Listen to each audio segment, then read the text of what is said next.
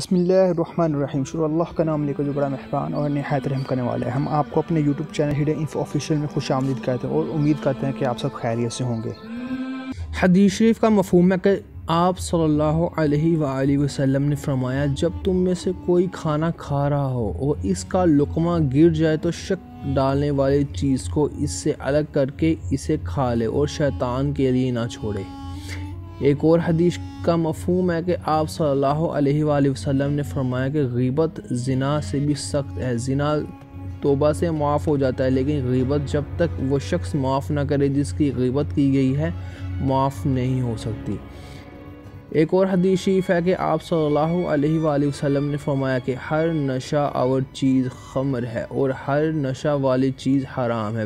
بس جو شخص دنیا میں شراب پینے اور اس کا عادی ہونے کی حالت میں مر جائے تو وہ آخرت میں شراب نہیں پی سکے گا، یعنی جنت کی شراب.